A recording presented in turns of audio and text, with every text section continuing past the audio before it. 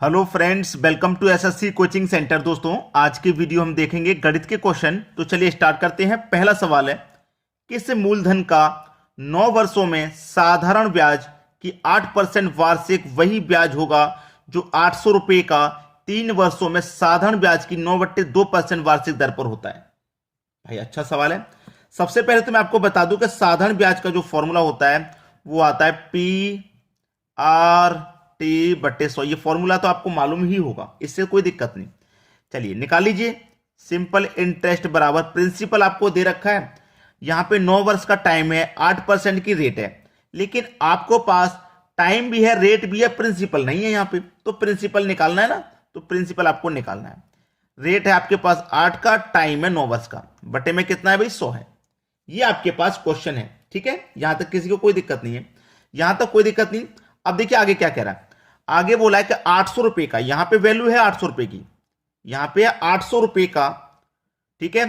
800 रुपए का टाइम दे रखा है 3 वर्षों में, रेट दे रखा है 9/2 का, ठीक है। रेट कितना है 9/2 का रेट है, 9/2 का रेट है, ठीक है। और टाइम कितने का है 3 वर्ष का। पूरे का बटा कितना होता है भैया 100 होता है। अब यहां पे इसको सॉल्व करेंगे। देखिए 2 जीरो से सबसे पहले तो यहां 2 जीरो ये कट जाएंगे, ठीक है।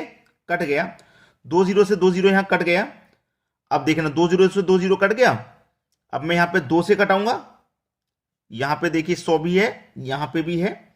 अब यहां पे मैं देखिए कटाता हूं, 8 से 8 कटा देता हूं, ठीक है। मैंने क्या किया 8 से 8 कटा दिया, 8 से 8 कटा दिया।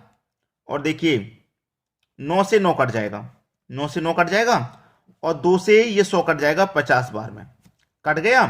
अब 50 का मल्टीप्लाई क्या होगा 3 से होगा। 50 का ये क्योंकि ये ऊपर है तो मल्टीप्लाई होगा, अगर नीचे होता तो कटता, लेकिन ऊपर है तो मल्टीप्लाई होगा, ठीक है। तो समझ में आया। ऐसा इक्वल टू ये क्या हमारा एक्स बचाना है प्रिंसिपल, प्रिंसिपल को मैंने एक्स मान लिया। अब ये बराबर के इधर है, ये बराबर के हमारे किधर है इधर है, ठीक है। इधर है हमारे बराबर के। अब बराबर के इधर है तो 50 का मल्टीप्लाई 3 से हो जाएगा, तो कितना हो जाएगा 50 का मल्टीप्लाई 3 से हो जाएगा, ये हो जाएगा आपका 150। अब हमसे क्वेश्चन क्या पूछा गया था, हमसे पूछा 9/2 वार्षिक दर पर होता है, ठीक है। 9/2 वार्षिक दर पे क्या होता है, मूलधन किस मूलधन का 9 वर्षों में साधारण ब्याज की 8% वार्षिक वही ब्याज होगा जो 800 रुपए का 3 वर्षों में साधारण ब्याज की 9/2% वार्षिक दर पे होता है। यानी कि ये वाली वैल्यू और ये वाली वैल्यू तो दोनों बराबर है, ठीक है। ये वाली वैल्यू और ये वाली वैल्यू दोनों बराबर थी। तो यहां जो प्रिंसिपल है, यहां जो प्रिंसिपल है वो बराबर ही होगा, बराबर ही होगा। तो सिंपल इंटरेस्ट हमारा कितना निकल के आया 150 रुपया। ये आपका सही जवाब हो जाएगा सी ऑप्शन। क्लियर है सभी को। चलिए अब देखते हैं अगला सवाल। अगला सवाल है 30 लीटर नमक के घोल में 5% नमक है, इस घोल में कितने लीटर पानी और मिलाया जाना चाहिए ताकि परिणामी घोल में नमक की मात्रा 3% हो। देखिए अच्छा सवाल है। यहां पे हमारे पास जो टोटल है मिश्रण वो 30 लीटर का है, जिसमें कि 5% नमक है, ठीक है। 5% नमक है, यानी कि जो हमारे पास 30 लीटर का जो मिश्रण है उसमें क्या है 5% नमक है। फिर पूछा उसने घोल में कितने लीटर पानी और मिलाया जाए। इस 30 लीटर के मिश्रण में कितना पानी और मिलाया जाए नहीं पता, तो हम x मिला लेते हैं। मिलाने से क्या होगा कि जो घोल में नमक की मात्रा है वो 3% हो जाए, ठीक है। 3% हो जाए तो परसेंट से तो पहले ये परसेंट कट जाएगा। 30 का मल्टीप्लाई 5 से कर दो, 30 पंजे 150 हो जाएगा। लेकिन यहां पे पहले कटा के देख लेते हैं, कट जाता तो ठीक है।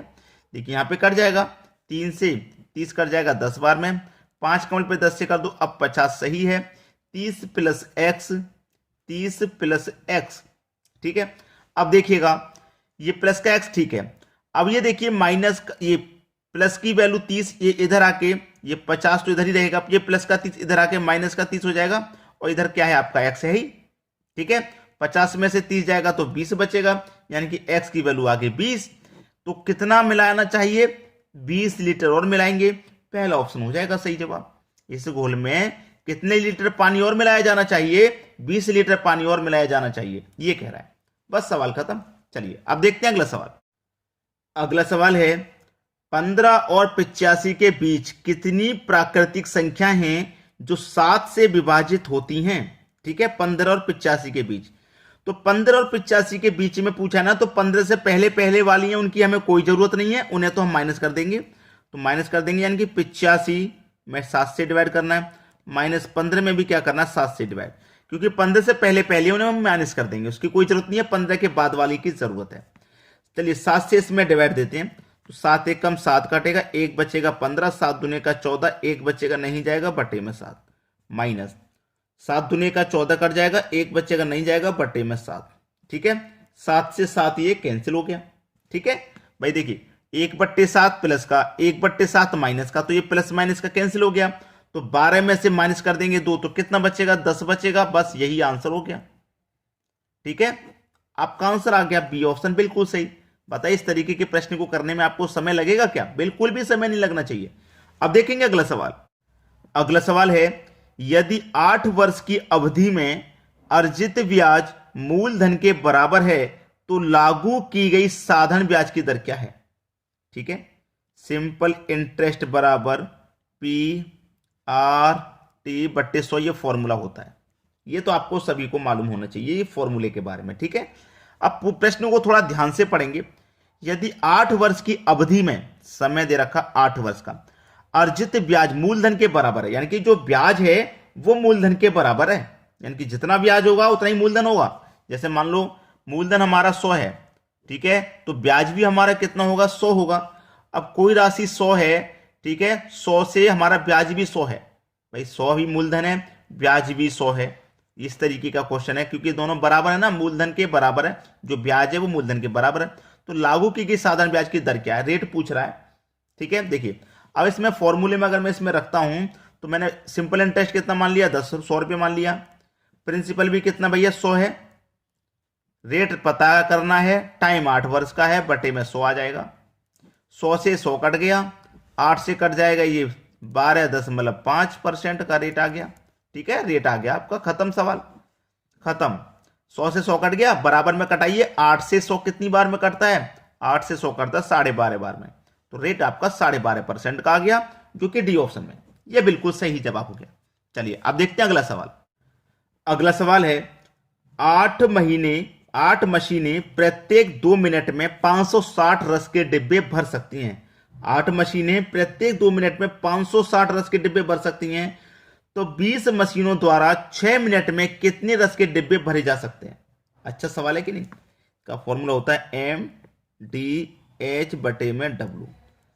एम कितनी मशीनें भैया, 8 इंटू 2 मिनट का टाइम ले रही हैं, ठीक है, 2 मिनट का टाइम, बटे में वर्क कितना कर रही है, 560। अब देखिए एम डी एच, डी का मतलब दिन नहीं दे रखा, हावर का मतलब मिनट दे रखा है, यहां पे जो वैल्यू दे रखी होती है हम वही लेते हैं।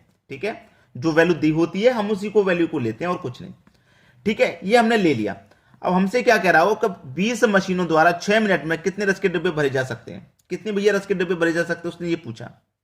आसान है कि नहीं भाई? कटेगा 8 7 56, 1 0 और 2 से 70 कट जाएगा भाई, 2 70 कट जाएगा, 2 कम 2 70 कट गया 35 बार में। अब देखिए यहां पे कट गया, हमसे जो पूछा है वो है 20 मशीनों 6 मिनट में कितने रस के डिब्बे भर सकती हैं, हमसे ये पूछा है। क्लियर है, ये पूछा है। तो देखिए इसके लिए मैं आपको बता दूं, M1 D1 T1 बटा W1 बराबर M2 D2 T2 बटा W2। ये फॉर्मूला लगता है रियल में, बहुत सारे बच्चे इस फॉर्मूले को लगाते हैं, फिर यहीं पे काट पीट करके अटक जाते हैं। वो आपका अटकना मैं आज बिल्कुल खत्म कर दूंगा। कितनी मशीन है भैया, 8। दिन नहीं पता, टाइम दे रखा 2 मिनट का, जो नहीं दे रखा होता उसे नहीं लेते। काम कितना करना है, 560 बराबर, बाद में कितनी मशीनें हैं, 20 मशीनें हैं। ठीक है, कितना टाइम, 6 मिनट, वर्क कितना नहीं पता। अब इसे कटाओ, देखिए 2 से कट जाएगा 20, 10 बार में, 10 बार में कट गया। ये 0 से तो फिर ये 0 कट जाएगा, 8 7 56 कट जाएगा, 7 6 42 कट जाएगा, 7 6 42 कट जाएगा, 42 कट गया। तो 42 जब आपका कट गया तो x इधर, x की वैल्यू 42। अब 42 किस ऑप्शन में है, ये रहा बी ऑप्शन। सवाल खत्म हो गया कि नहीं हो गया, सवाल खत्म, सवाल खत्म। ये आपका बिल्कुल सही जवाब है 4200। ठीक है, चलिए अब देखते हैं अगला सवाल। अगला सवाल है, एक आदमी 3 रुपए में 10 संतरे खरीदता है और 3 रुपए में 8 के हिसाब से बेचता है, लाभ प्रतिशत ज्ञात करें। ऐसा क्वेश्चन आए तो मैंने आपको पहले बताया कि रुपए के नीचे रुपए, वस्तु के नीचे वस्तु, रुपए के नीचे रुपए, वस्तु के नीचे वस्तु। रुपए कितनी है भैया, 3, वस्तु कितनी है 10, बाद में रुपए 3 और वस्तु कितनी 8। अंदर वाली संख्या को मल्टीप्लाई कर दो 30, बाहर वाली संख्याओं का मल्टीप्लाई करो, 8 त्रिक का 24 माइनस कर देना, बटे में बाहर वाली संख्याओं का मल्टीप्लाई गुने 100।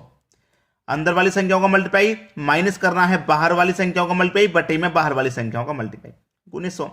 30 में से 24 को माइनस कर दो, 6 आएगा, बटे में 24 गुने 100। 6 से कट जाएगा 6 चौके 24 और 4 से 100 कट जाएगा 25 बार में। खत्म सवाल। बी ऑप्शन बिल्कुल सवाल सही 25% का। तो आसानी से हो जाते हैं ये सवाल। आपको क्या करना है दोस्तों, शेयर करना है। शेयर नहीं रुकना चाहिए, वीडियो को आप अधिक से अधिक शेयर करें। ठीक है दोस्तों, धन्यवाद।